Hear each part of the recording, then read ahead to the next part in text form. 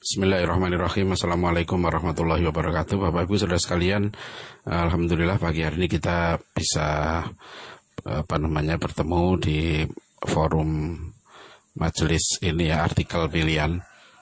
Saya minta maaf beberapa hari ini karena sibuk siaran. Setiap habis subuh langsung siaran 5:30 gitu ya. Nah sekarang ini siarannya kita undur, kuliah pendidikannya mulai jam 6 sampai jam 7. Jadi ada waktu untuk rekaman sedikit.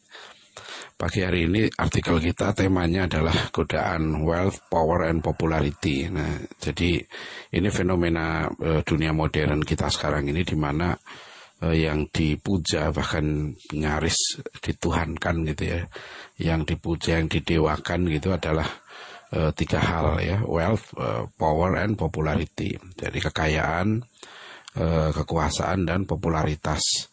Ya lihat saja kasus-kasus fenomena pilkada, pilpres, pilek gitu ya. Juga idol-idol di berbagai negara, orang luar biasa ingin ya, itu kaitan semua kan. Kalau orang punya popularitas, dia pengen kemudian punya kekayaan, kemudian juga punya kekuasaan ya. Itu naluri manusia. Dan Islam itu agama yang adil ya, tidak menafikan ya, semua itu adalah naluri manusia. Kalau ada satu sistem yang menafikan itu, dia akan kalah. Seperti dulu komunisme kan, dia menafikan faktor kepemilikan pribadi.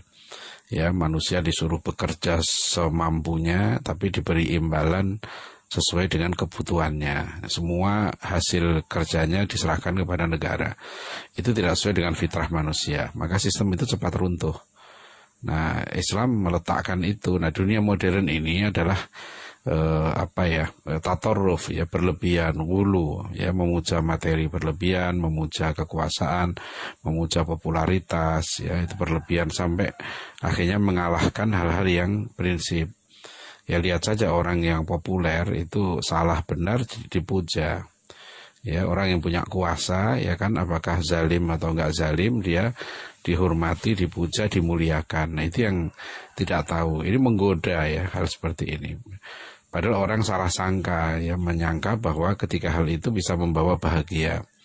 Nah, itulah definisi kebahagiaan yang dilansir ya oleh dunia barat, seperti yang kita kutip di kamus Oxford Dictionary itu ya. Kebahagiaan itu adalah orang meraih sesuatu ya, kenyamanan, kesenangan, itu diartikan sebagai kebahagiaan.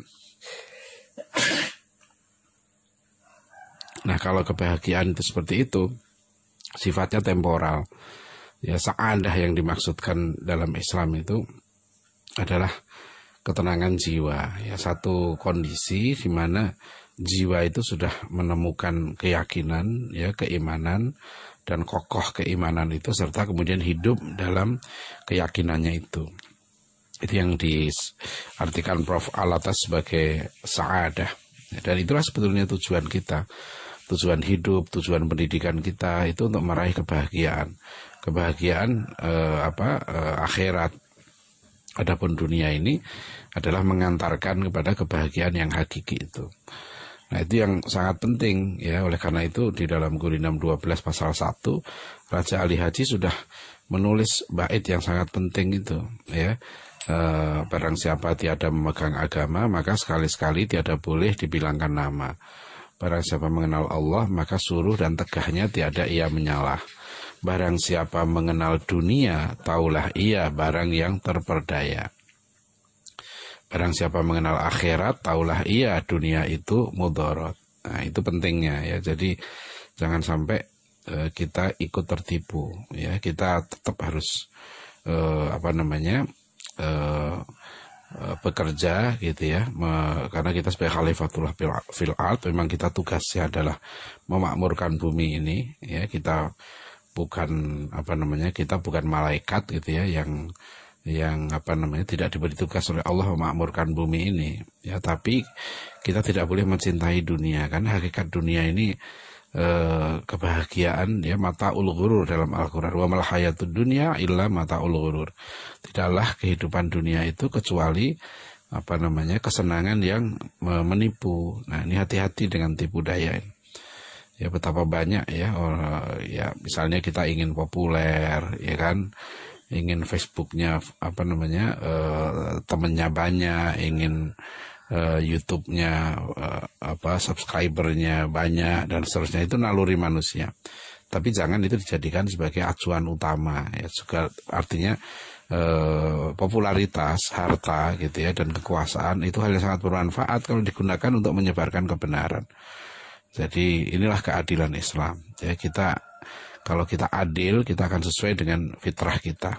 Insya Allah kita hidup bahagia ya. Kita tidak resah ya, karena semua itu temporal, kekuasaan ya kan, popularitas juga, kemudian apa, harta itu tidak bisa dinikmati juga ya. Lihat saja orang yang saya tahu, saya kenal orang gitu, Masya Allah, disebutkan tanahnya ya sampai apa ya, sertifikatnya itu ratusan, ada di mana-mana, ada yang di sana ratusan hektar, di sini ratusan hektar. Saya berpikir itu buat apa dikumpulin semua gitu, yang akhirnya kalau dia wakafkan itu, dia infakkan itu, Masya Allah dia berbahagia. Tapi kalau dia menyangka bahwa dia miliki itu akan membawa pada kebahagiaan, tidak.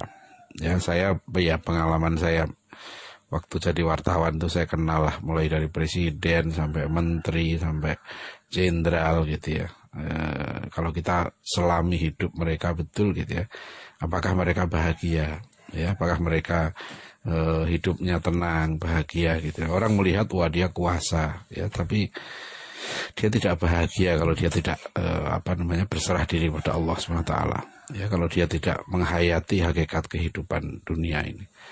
Ya, itu yang penting untuk artikel pagi ini, sekedar mengingatkan ya diri kita masing-masing supaya kita tetap berjuang, karena kita diperintahkan untuk menjadi khairu ummah, umat yang terbaik. Ya, mohon maaf kalau ada kekurangan. Bila taufik walhidayah. Wassalamualaikum warahmatullahi wabarakatuh.